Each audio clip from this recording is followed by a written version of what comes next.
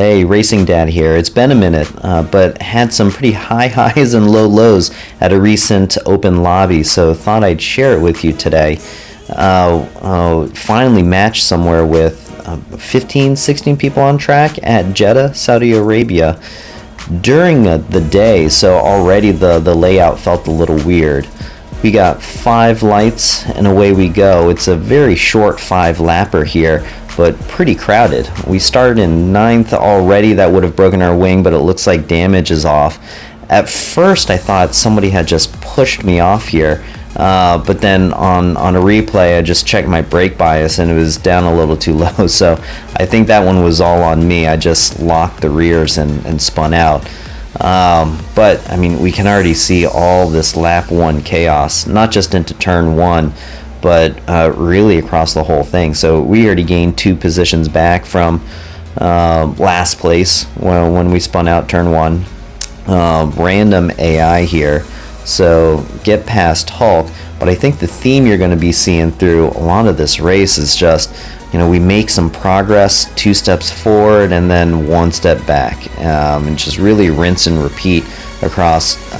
It's hard to believe it was just 5 laps, but we make back a few places right there as we get knocked, not just once but then twice.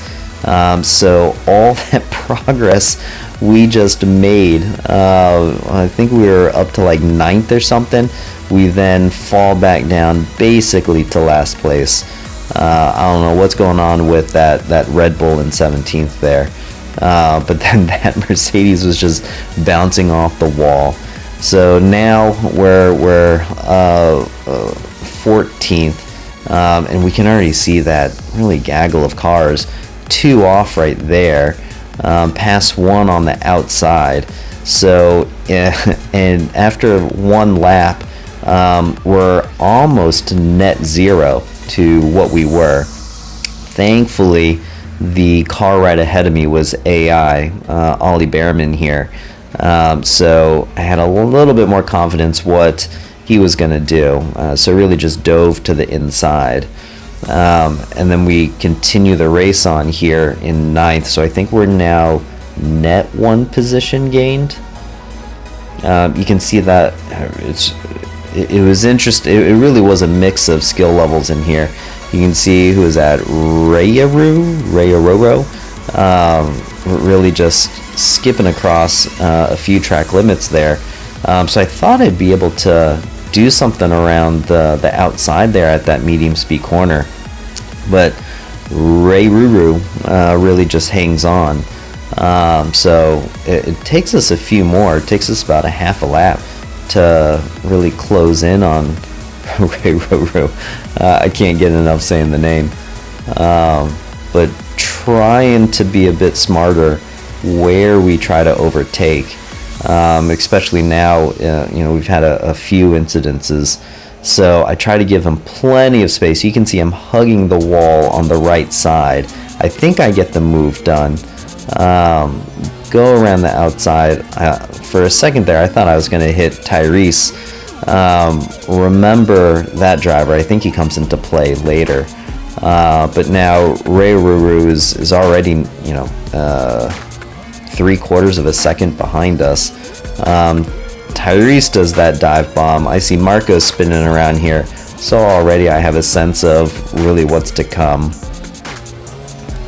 Trying to then put ourselves in a position to do a move on Tyrese, but also not catching that like too fast at the wrong time. And I don't know where that Ferrari came from, but just skipped over a few limits there. I think that's kind of the popular place. See the Ferrari go bouncing around as I was trying to do a dummy move to the inside on Tyrese, but they don't fall for it, so we're stuck behind them. I feel like I'm in a decent spot right now. Halfway through the race, we've made net positive positions up to 6th, and I see 5th and 4th right ahead of us. I know I have better pace than Tyrese at this point, just seeing how he's all over the road. and you can tell just braking way too late. So I'm trying to give tons of room, again staying to the far right. And I think this is going to be a fairly simple move, and then Tyrese just nudges me from the back. I spin out. Now I've fallen to ninth. So, I mean, could be worse, could be last, but now it's just trying to catch back up to that pack.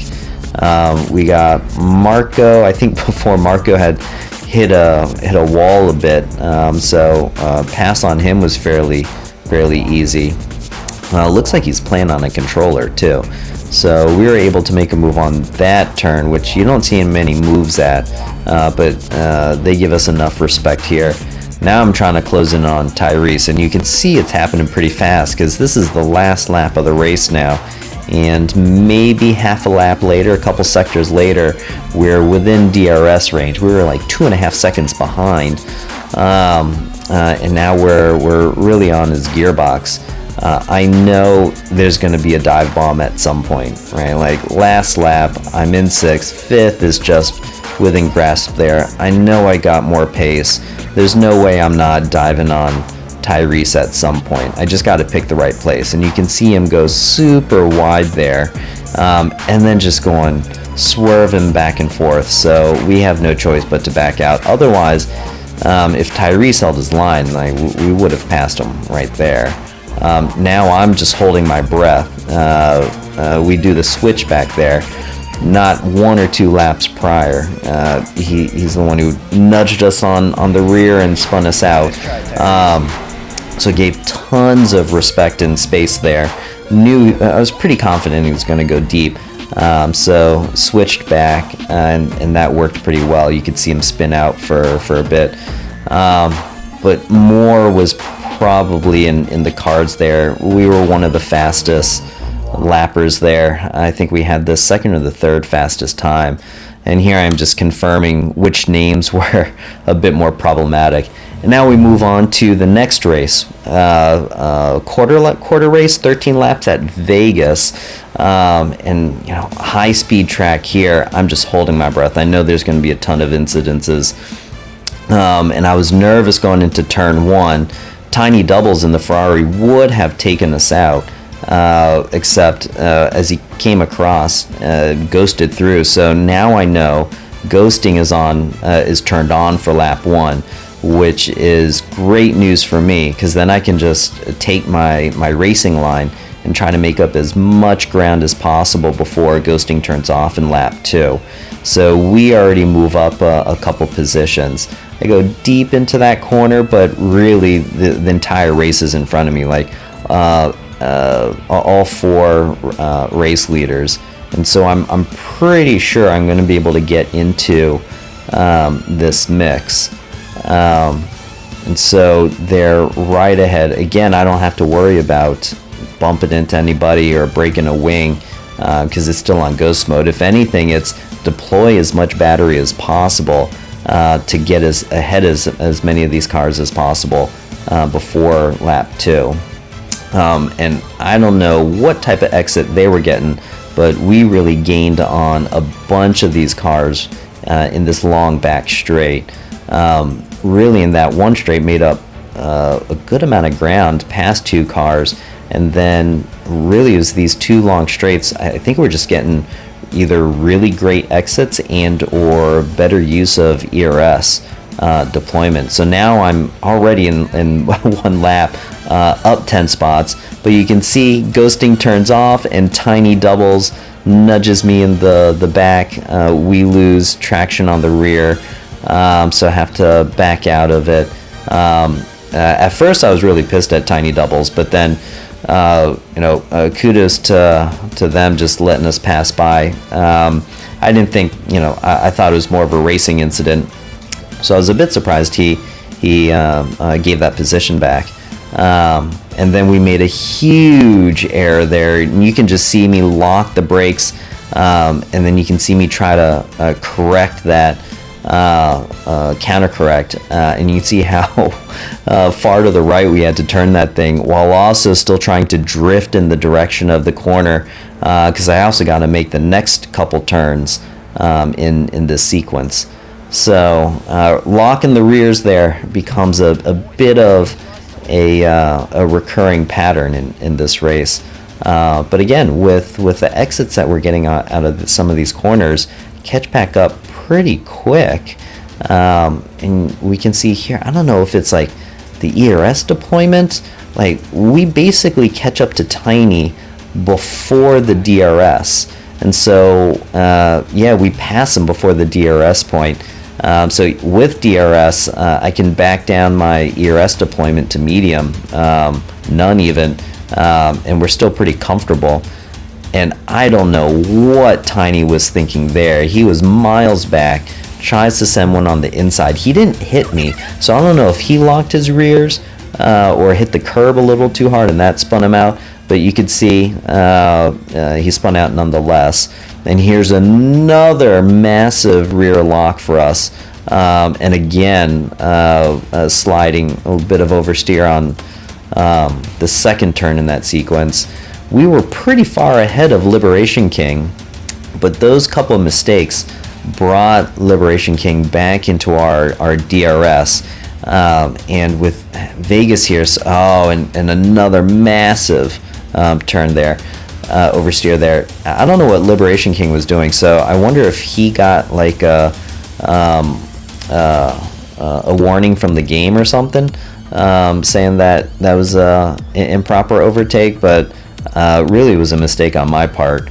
And so at this point, we're in pretty decent control of the race. We're still on soft, sliding around a bit. I know the mediums can go pretty long here, and so we decide to box comfortably in the lead. No errors with the pit or anything. Coming out behind, this looks like a back marker. They're ghosting. I think they ran into the wall. So yeah, pretty big mix of folks. I think we started with maybe 14 cars. Now it's down to 11, but within was it a lap or something? I can already see the car ahead of me. So I don't think they've pitted yet. So at this point, it's like I know I'm in a good position for really the remainder of the race. So I just got to make sure I don't make any massive mistakes. I can see everybody going into the pits behind. And so now the question was like, when is Tiny pitting? Checked in with Jeff, my trusty race engineer, and you might be able to hear on the radio. He mentions Tiny is on 6-lap old tires. So now I know Tiny still needs to pit. I don't need to drive that aggressively because everybody behind me is pitted too. So really right now I'm sitting net first. And so any move on Tiny really needed to be super safe. So we get this move done. It looks like he's trying to make a move to the inside. For a moment there I was worried he's going to hit us out in the rear. But I think it's this lap that Tiny then pits for new tires for the rest of the race. Yeah, there's the pit. And so at this point, we're really just trying to make sure we maintain that gap to Liberation King, who we see is on hards. And so we have the tire advantage. And you can see the gaps, continue to increase there. I think we started at like 3 seconds ahead, and it just slowly builds and builds. So at this point, it was a pretty fun race. I don't know what I was checking there, but given the high highs and low lows of Jeddah, a couple moments that we had during the Vegas, I would say the first stint of this Vegas race, it really was, had me on that emotional roller coaster. And now we're just cruising to the end, hoping there's no real incidences, no safety cars. Thankfully, no real back markers either. But even then, this game ghosts them. So we're on that last lap. We set a couple fast lap records fastest laps, but then Liberation King took it back. But we're able to cross the checkered flag 6 seconds ahead. Comfortable win for us. And so one of the things that, look at that, we got driver of the day, cleanest driver too, which means a little something in open lobbies. But we also wanted to check our lap times, and so we can see, especially when we got free air, clear air, pretty consistent with the lap time. So that was great to see. But it's good to be back, and more videos to come. See you later.